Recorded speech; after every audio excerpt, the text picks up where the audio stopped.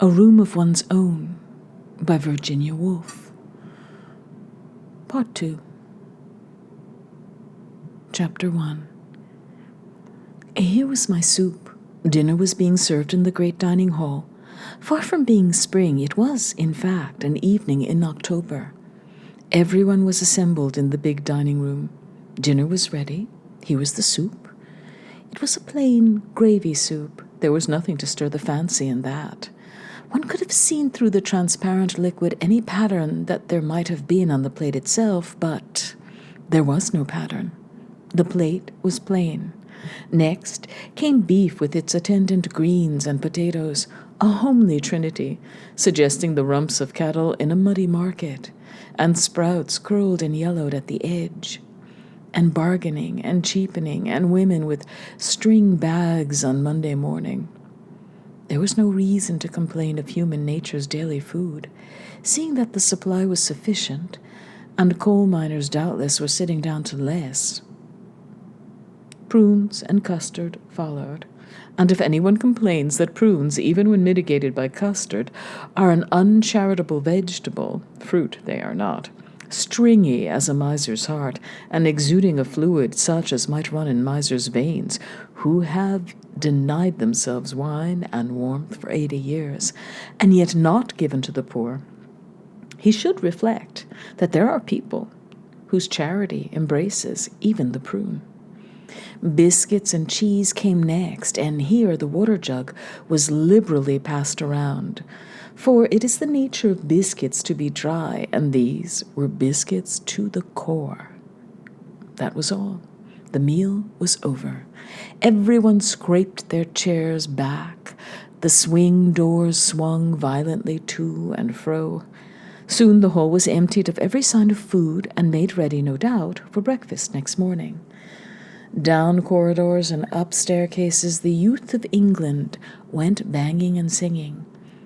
And was it for a guest, a stranger, for I had no more right here in Fernham than in Trinity or Somerville or Girton or Newnham or Christchurch, to say the dinner was not good, or to say we were now, Mary Seton and I, in her sitting room. Could we not have dined up here alone?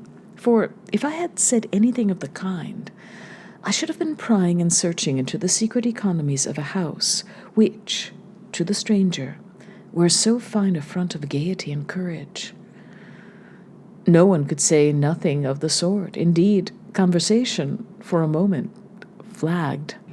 The human frame, being what it is, heart, body, and brain, all mixed together, and not contained in separate compartments, as they will be no doubt in another 1,000,000 years, a good dinner is of great importance to good talk. One cannot think well, love well, sleep well, if one has not dined well.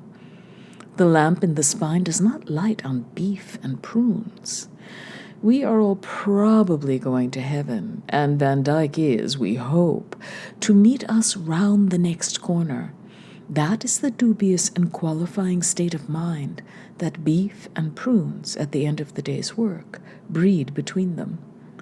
Happily, my friend, who taught science, had a cupboard where there was a squat bottle and little glasses, but there should have been sole and partridge to begin with, so that we were able to draw up to the fire and repair some of the damages of the day's living.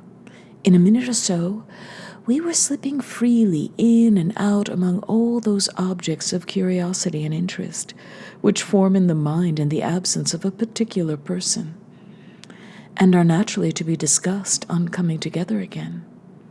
How somebody is married, another has not. One thinks this, another that.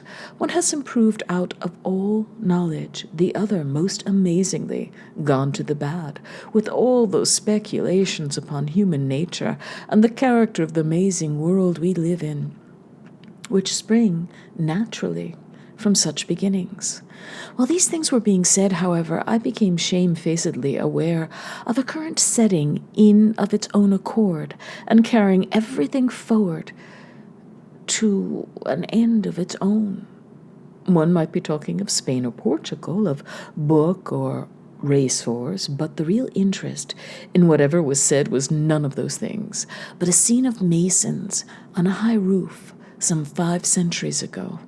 Kings and nobles brought treasure in huge sacks and poured it under the earth. This scene was forever coming alive in my mind and placing itself by another of lean cows and a muddy market and withered greens and the stringy hearts of old men. These 2 pictures, disjointed and disconnected and nonsensical as they were forever coming together and combating each other, and had me entirely at their mercy. The best course, unless the whole talk was to be distorted, was to expose what was in my mind to the air, when with good luck it would fade and crumble like the head of the dead king when they opened the coffin at Windsor. Briefly, then, I told Miss Seton about the masons who had been all those years on the roof of the chapel, and about the kings and queens and nobles bearing sacks of gold and silver on their shoulders, which they shoveled into the earth, and then how the great financial magnates of our own time came and laid checks and bonds, I suppose, where the others had laid ingots and rough lumps of gold. All that lies beneath the colleges down there, I said. But this college, where we are now sitting, what lies beneath its gallant red brick and the wild unkempt grasses of the garden? What force is behind that plain china off which we dined? And here it popped out of my mouth before I could stop it. The beef, the custard, and the prunes. Well, said Mary Seton, about the year 1860. Oh, but you know the story, she said. Bored, I suppose, by the recital. And she told me rooms were hired, committees met, envelopes were addressed, circulars were drawn up, meetings were held, letters were read out. So-and-so has promised so much. On the contrary, Mr. Blank won't give a penny. The Saturday Review has been very rude. How can we raise a fund to pay for offices? Shall we hold a bazaar? Can't we find a pretty girl to sit in the front row? Let us look up what John Stuart Mill said on the subject. Can anyone persuade the editor of the Blank to print a letter? Can we get Lady Blank to sign it? Lady Blank is out of town. That was the way it was done, presumably 60 years ago. And it was a prodigious effort, and a great deal of time was spent on it, and it was only after a long struggle and with the utmost difficulty that they got £30,000 together. Footnote 1. We are told that we ought to ask for 30,000 at least. It is not a large sum, considering that there is to be but one college of this sort for Great Britain, Ireland, and the colonies, and considering how easy it is to raise immense sums for boys' schools, but considering how few people really wish women to be educated, it is a good deal. Lady Stephen, Emily Davies, and Girton College. So obviously we cannot have wine and partridges and servants carrying tin dishes on their heads, she said. We cannot have sofas and separate rooms. The amenities, she said, quoting from some book or other, will have to wait. Asterisk. Every penny which could be scraped together was set aside for building, and the amenities had to be postponed. R. Strachey, The Cause. At the thought of all those women working year after year and finding it hard to get £2,000 together, and as much as they could to get £30,000, we burst out in scorn at the reprehensible poverty of our sex. What had our mothers been doing then that they had no wealth to leave us? Powdering their noses? Looking in at shop windows? Flaunting in the sun at Monte Carlo? There were some photographs on the mantelpiece. Mary's mother, if that was her picture, may have been a wastrel in her spare time. She had 13 children by a minister of the church. But if so, her gay and dissipated life had left too few traces of its pleasures on her face. She was a homely body, an old lady in a plaid shawl which was fastened by a large cameo, and she sat in a basket chair, encouraging a spaniel to look at the camera with the amused yet strained expression of one who is sure that the dog will move directly the bulb is pressed. Now, If she had gone into business, had become a manufacturer of artificial silk or a magnate on the stock exchange, if she had left 200,000 or 300,000 pounds to Fernham, we could have been sitting at our ease tonight, and the subject of our talk might have been archaeology, botany, anthropology, physics, the nature of the atom, mathematics, astronomy, relativity, geography. If only Mrs. Seton and her mother before her had learnt the great art of making money, and had left their money like their fathers and their grandfathers before them, to found fellowships and lectureships and prizes and scholarships appropriated to the use of their own sex, we might have dined very tolerably up here, alone, off a bird and a bottle of wine. We might have looked forward without undue confidence to a pleasant and honourable lifetime spent in the shelter of one of the liberally endowed professions. We might have been exploring or writing, mooning about the venerable places of the earth, sitting contemplative on the steps of the Parthenon, or going at 10 to an office and coming home comfortably at 4:30 to write a little poetry. Only if Mrs. Seton and her like had gone into business at the age of 15, there would have been, that was the snag in the argument, no Mary. What, I asked, did Mary think of that? There between the curtains was the October night, calm and lovely, with a star or two caught in the yellowing trees. Was she ready to resign her share of it and her memories? For they had been a happy family, though a large one, of games and quarrels up in Scotland, which she is never tired of praising for the fineness of its air and the quality of its cakes, in order that Fernham might have been endowed with 50,000 pounds or so by a stroke of the pen. For to endow a college would necessitate the suppression of families altogether, making a fortune and bearing 13 children. No human being could stand it.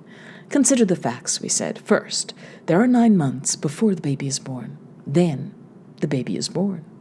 Then there are 3 or 4 months spent in feeding the baby. After the baby is fed, there are certainly 5 years spent in playing with the baby. You cannot, it seems, let children run about the streets. People who have seen them running wild in Russia say that the sight is not a pleasant one. People say, too, that human nature takes its shape in the years between 1 and 5. If Mrs. Seton, I said, had been making money, what sort of memories would you have had of games and quarrels? What would you have known of Scotland and its fine air and cakes and all the rest? But it is useless to ask these questions, because you would never have come into existence at all. Moreover, it is equally useless to ask what might have happened if Mrs. Seton and her mother before her had amassed great wealth and laid it under the foundations of college and library, because in the first place, to earn money was impossible for them. And in the second, had it been possible, the law denied them the right to possess what money they earned. It is only for the last 48 years that Mrs. Seton has had a penny of her own. For all the centuries before, that would have been her husband's property. A thought which, perhaps, may have had its share in keeping Mrs. Seton and her mothers off the stock exchange. Every penny I earn, they may have said, will be taken from me and disposed of according to my husband's wisdom, perhaps to be found a scholarship or to endow a fellowship in Balliol or King's, so that to earn money, even if I could earn money, is not a matter that interests me very greatly. I had better leave it to my husband. At any rate, whether or not the blame rested on the old lady who was looking at the spaniel, there could be no doubt that for some reason or other, our mothers had mismanaged their affairs very gravely. Not a penny could be spared for amenities, for partridges and wine, beetles and turf, books and cigars, libraries and leisure. To raise bare walls out of bare earth was the utmost they could do.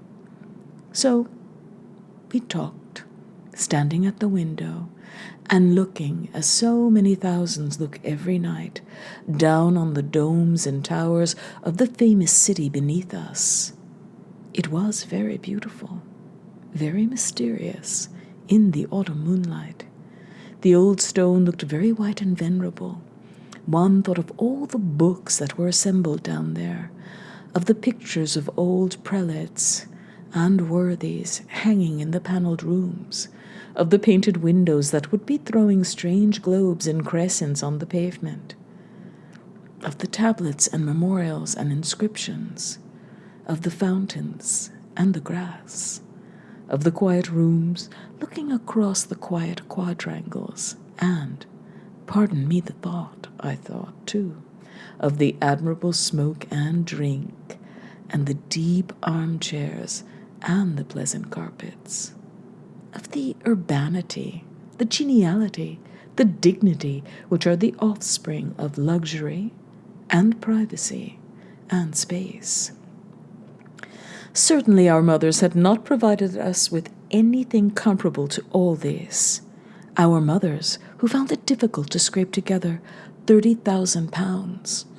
Our mothers who bore 13 children to ministers of religion at St. Andrew's. So I went back to my inn, and as I walked through the dark streets, I pondered this and that, as one does at the end of the day's work.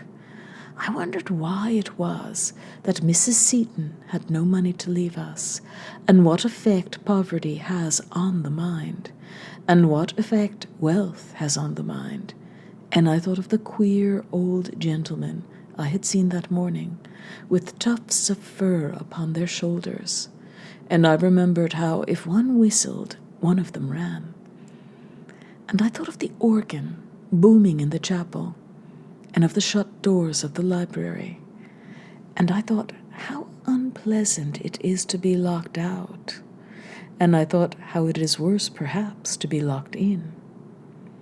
And thinking of the safety and the prosperity of the one sex, and of the poverty and insecurity of the other, and of the effect of tradition, and of the lack of tradition, upon the mind of a writer, I thought at last that it was time to roll up the crumpled skin of the day, with its arguments and its impressions, and its anger and its laughter, and cast it into the hedge.